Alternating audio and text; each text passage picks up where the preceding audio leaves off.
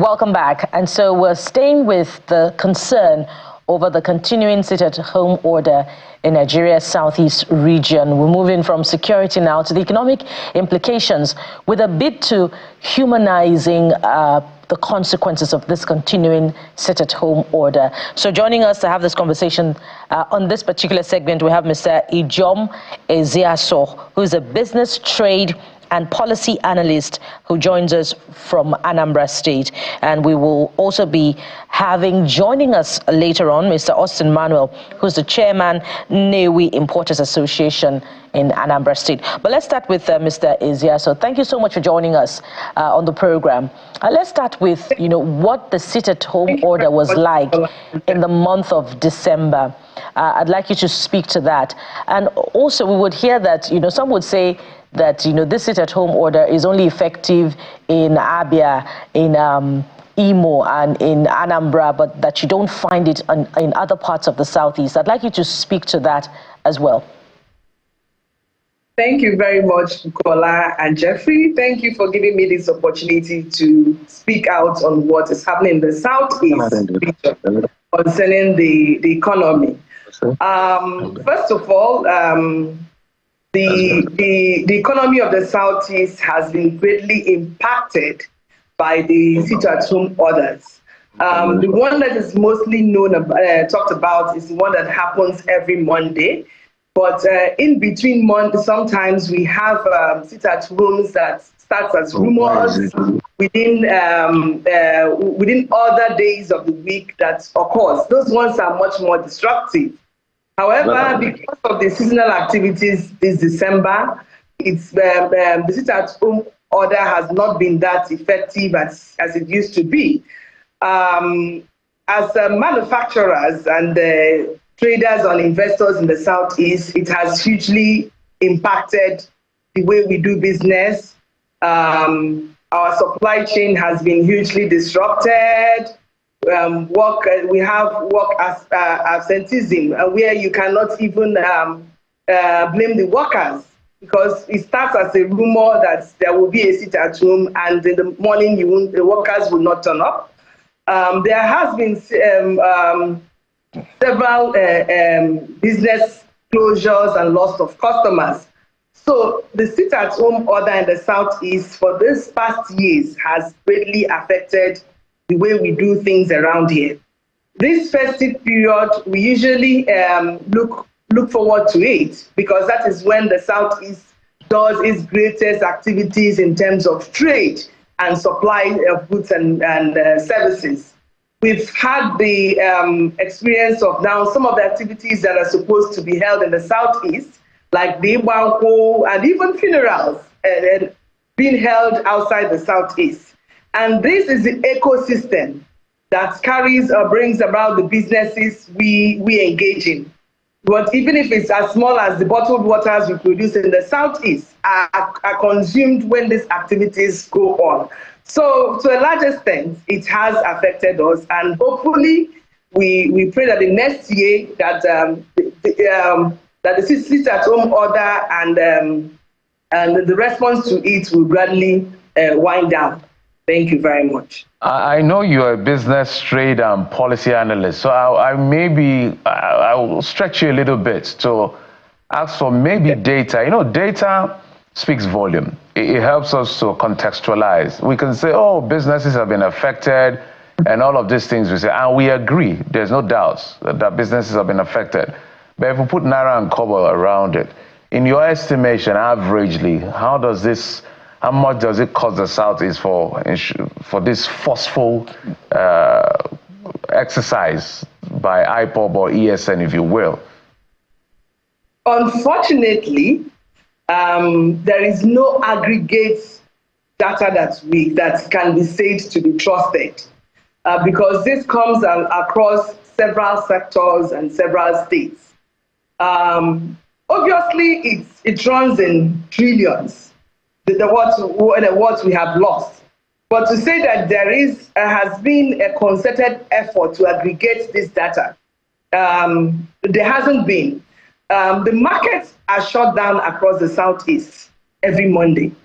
The banks are shut down. It's only places in Enugu where you have skeletal activities from the bank starting from around 10 a.m.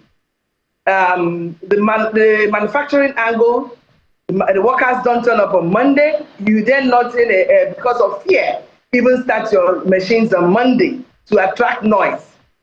So there is none in terms of aggregate data, but we know that it runs in trillions. Every Monday, the Southeast loses a lot, and at least that should also concern the government about what is going on. So I will not be the one to say, oh, this is how much we lose as a country every Monday within the Southeast, because there is no such data that is aggregated based in particularly by government or by anyone in the organized private sector. All right, I'm going to come to Mr. Manuel now, who has since joined us. Mr. Austin Manuel, who's the chairman, Nnewi Importers Association, who also joins us from Anambra State. I'd like you to speak to the same concern about, whether or not it is only restricted to states like Anambra, Imo, and Enugu, and you do not find it in the other parts of the southeast. And perhaps also you also want to talk to us about why the efforts of the subnationals to encourage, the state governors now, to encourage the traders to come out is not seem to be working. Why do they not have confidence in the security infrastructure of the states? Mr. Manuel, that is for you. Okay, so let's return to Mrs. Ezeaso. Thank you for continued patience. Jeffrey's question is quite instructive, but if we're not able to get a general sense of the data of the economic implication or the economic loss to the Southeast, I'd like you to talk to us about the cost for you personally as a business person. How much do you lose every time that there's a Monday sit-at-home order? For me, because of the nature of business I do, I'm involved in manufacturing. I'm also involved in farm activities and the rest. Let me give you, for example, every Monday, because I consult for a lot of businesses too. Every Monday we have farms that a farm that harvests DOC chicken in the Southeast. And when the Mondays, the day-old chickens are harvested, we find it difficult to find the customers to pick up these DOC chickens on Monday. Maybe within the states, the chickens can move around, but the ones that are destined beyond the state capital in Enugu, we find it difficult. So, and for you to hold on to this day-old chicken for the day, on Tuesday, it costs a lot of money in terms of the storage, in terms of feeding the chicken, in terms of having workers to also stay. You have to then have workers in-house for them to feed them. So it runs in millions, and it depends on the particular business. There are businesses that I'm involved in that also have to run 24 hours. I'm also involved in a TV station in Enugu, Afia TV. So you have to have the workers that will work on Monday stay in-house on Sunday. You feed them for the production to continue on Monday. So it depends on the particular sector you're talking about. Well, it's not been easy for us. It's not been easy. It's not been easy for our employees. In fact, it's the way we've been able to manage what is going on was based on our experience during the lockdown during COVID. So we were able to take some of the experiences during lockdown, or most of the things we had in-house when we had to quarter workers in-house. Those are the things, the items, and also the procedures we've been using to manage the sit-at-home, to have our workers stay with us on Sundays as against Mondays. All right, let's take it to Mr. Austin Manuel, who is the chairman, Nnewi Importers Association. Mr. Austin, I want to be sure you can hear me. Can you hear us? Mr. Austin, can you hear us? Oh dear. All right, Mr. Jama, it looks like you hold the fort and do the heavy lifting all by yourself today. So, stay with the conversation. Yeah. Why don't, well, let me take it personal. For instance, the governor comes, the governor of Anambra State. I've seen him come around, at least we watch on TV, at least I know of Anambra and Enugu, for instance, who have come around to say, guys, go out there, do your business, you're secured, you're safe, and all the things they say. But you've said now that you have to keep your workers in-house from Sunday to work on Monday. What is it that you see that doesn't give you the confidence that, look, government can really protect us? In all fairness to the Southeast governors, they have done their own. They do the shows. They make us. They go around on Mondays to give us the confidence. In Enugu, every junction, you have the military presence, you have the armored vehicles, parked, and the rest. However, the issue is not just about the state capitals. After the confines of the state capital, the peripheries are affected. The banks do not have the confidence to open, especially in the morning. And in Enugu, you have skeletal activities after 10 a.m. They start opening up. Apart from Oka, where you have people that move around, once it gets to Newi or Nisha, you hardly have people have the confidence to come out. If your workers tell you that they don't have the confidence to be on the road in the morning, there's nothing you can do about it. And also, it has a lot to do also with the transport situation, public transportation. If the keke drivers are not on the road, your workers cannot come to work. Sometimes we've also had buses go around and pick up the workers. You have some resistance from their family members who tell them, look, if you die in this work, nobody's going to do anything about you. Then for the markets in particular, the markets have resisted severally in opening. And I don't blame them, because if anything happens, it will be called force majeure. They would definitely not get much even from insurance if you insure the whole market. And there is a lot of mischief going on. People don't even want to give that opportunity for mischief makers to have the opportunity to pounce on your business. Definitely, there is a lot of criminal activities going on. Not all could be ascribed to the agitation. So people do not have that confidence to open themselves up for mischief makers to take the opportunity to run down their businesses. So actually, the governors are doing their lot in the state capitals, but after the state capitals, there is complete loss of confidence by both workers and employers of labor. All right. Mr. Manuel seems to have joined us now. Mr. Manuel, confirm that you can hear us. Yes, I can hear. Can you hear me? Finally, and thankfully. Yes, we can hear you loud and clear. You just go ahead and, respond to some of the things that Mrs. Ezeaso has said, particularly about, the lack of confidence in the efforts of the subnationals to ensure security during that Monday sit-at-home order. And perhaps you want to tell us exactly what happens that, creates room for that lack of confidence. Is it that there are no security operatives on ground in those central business districts in those states? Mr. Manuel. Okay, compliment of the season. What actually is the problem in the Southeast here as regards to our businesses and sit-at-home order? And the issue is that the government will not be able to tackle the issue. They have been trying to open the business for Mondays. Most markets are open. Their doors, their gates are open on Monday. But the confidence is not there because those who try to come out before now, we are killed. Do you understand? So that's, when you said you are enforcing sit at home, there is no security on ground for people to see. you that confidence in them that we're protected.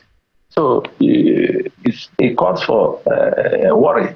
You just don't announce on television that the sit-at-home order is disbanded. Every business people should go about their business on the day. And on that Monday, there is no security to protect the public. So the confidence is not there. And then if I'm allowed to say, what is the root cause of this problem? What is the root cause? Before now, Southeast is the most safest place in this country, going by record.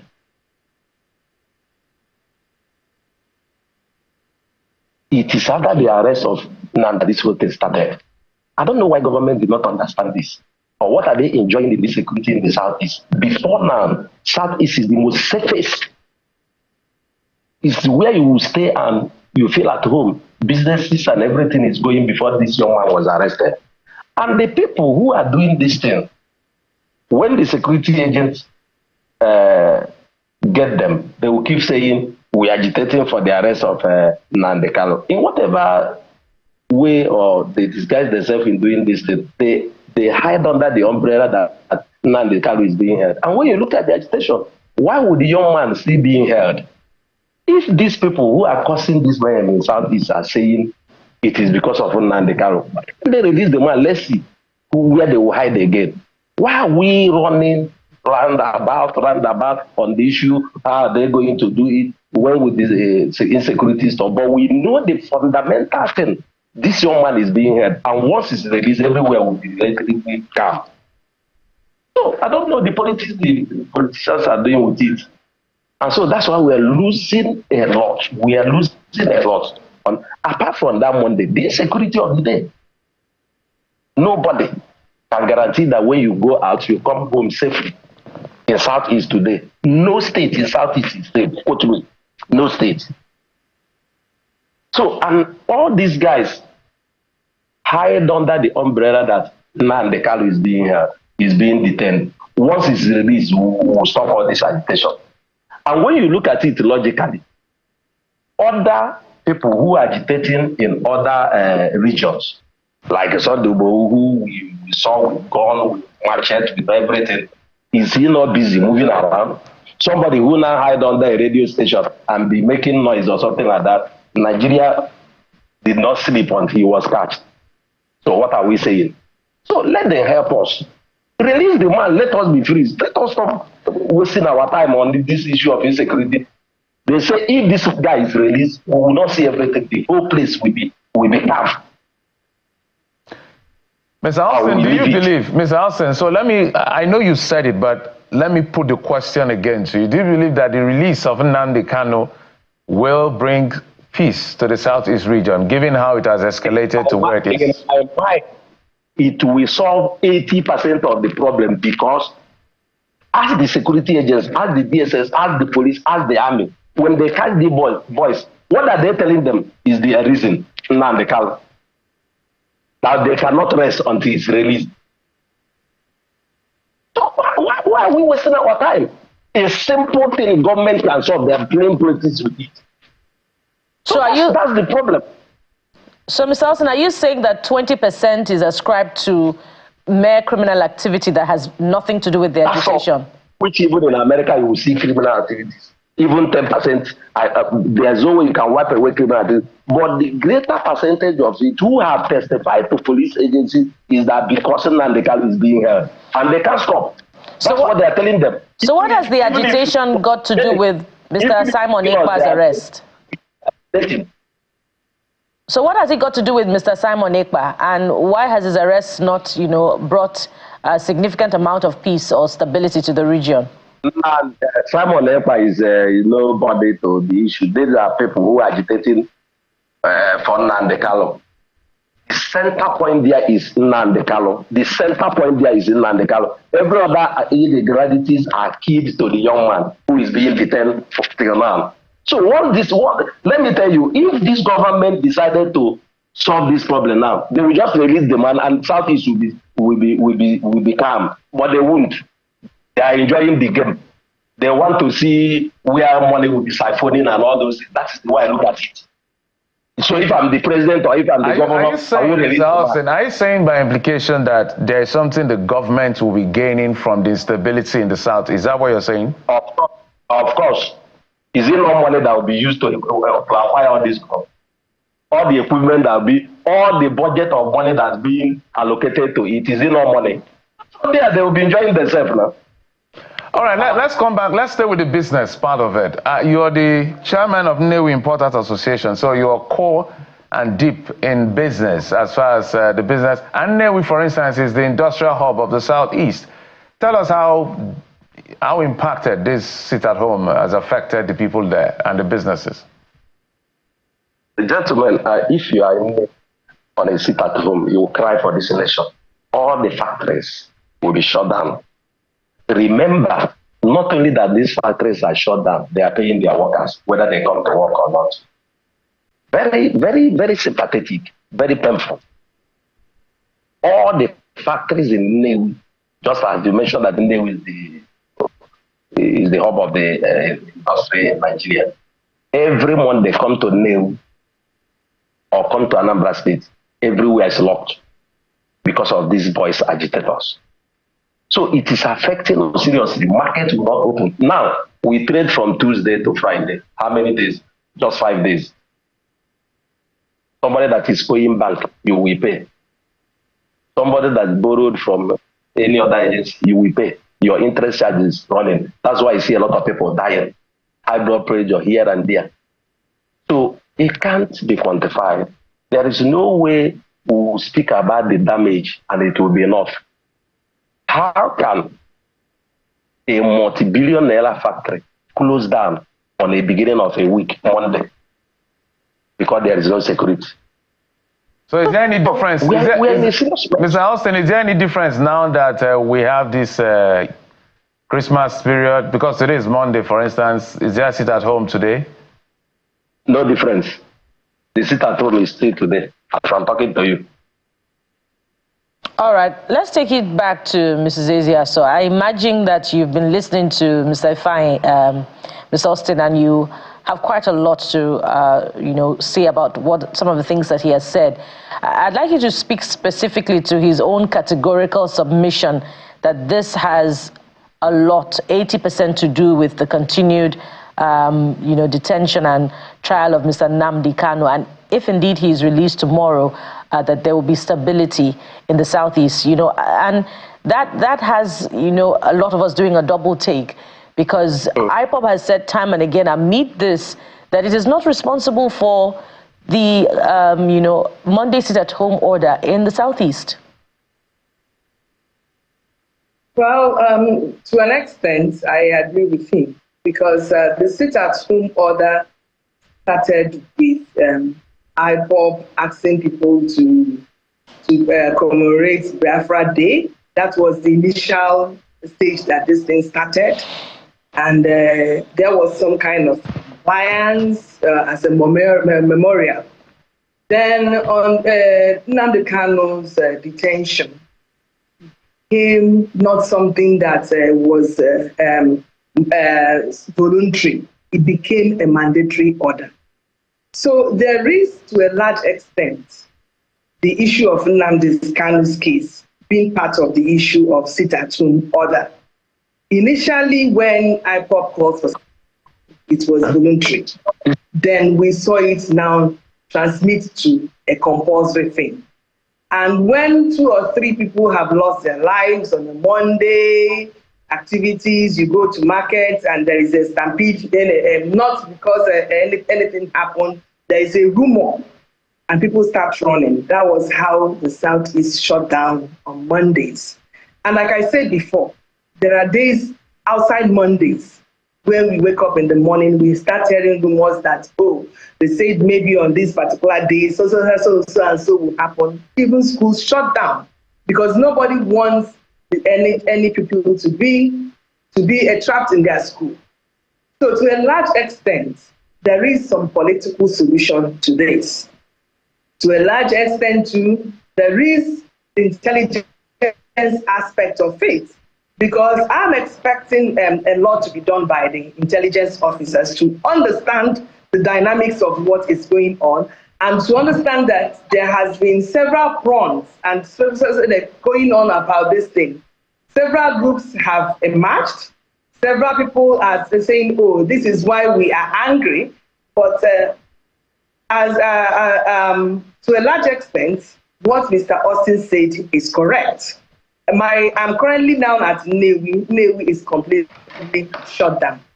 I live in Enugu, but I also am involved in commercial industrial activities in Nnewi. The two factories where I'm involved are shut down every Monday. We pay taxes, not considering whether we work on Monday or not. Our interest rates doesn't stop when it comes on Mondays. In fact, for banking activities, sometimes when you have the transactions that will spoil things if it's not done on Monday, what you have to do is to call your account officer, maybe to call somebody else at Asaba, or account officer to move from Onitsha and sleep over at Asaba and conduct your transactions on your behalf. So if the government really wants to help the Southeast, because whatever is happening in the Southeast is not a Southeast issue alone. It affects South-South. It affects some parts of North Central. It affects international trade. Once the bridge at Onitsha is shut down, you've shut out most of South-South. You've shut out most of North Central. We used to have traders coming all the way from Cameroon to shop either at Nnewi or at Onitsha. The sit-at-home order is also affecting them. So the Nigerian government needs to understand that this is not a regional issue. Nigeria is bleeding in terms of revenue. Nigeria is bleeding in terms of work. You can imagine the number of jobs and opportunities we create at Nnewi, and every Monday we are shut down. Then there is a problem. We are talking about food security. The sit-at-home order greatly affects food security. People don't understand that the Southeast is involved in a lot in terms of food production. Yes, most of the raw production are done in the North, but we are the consumers of the raw materials. All right. If you are in Onitsha or Nnewi when our raw materials coming from the North, you'll understand the problem that is at hand. Every Sunday, maybe the truck stop over at Benue, or they stop at Asaba, waiting for the Monday sit-at-home to go to elapse so that they start bringing in things on Tuesday. And this affects also the lifespan of the raw materials that we receive in our factories. Very, very vivid image that you paint there. And, we hope that the representatives of the subnationals are listening by proxy, and something will be done about it. And perhaps, there can be projections about, the release of Nnamdi Kanu in the coming year, if we went by the words of the minister, the new Minister of Foreign Affairs. We'd like to thank you so much, gentleman and lady, for joining us. We've been talking with Mrs. Ijoma Ezeaso, a business trade and policy analyst who joined us from Anambra State. We've also had Mr. Austin Manuel, Chairman, Nnewi Importers Association, who also joined us from Anambra State. Thank you so much, gentleman and lady, for your time on the program. And so from here, we'll be talking with another entrepreneur and looking at her success story in the field that she has chosen. Stay with us, we'll be right back.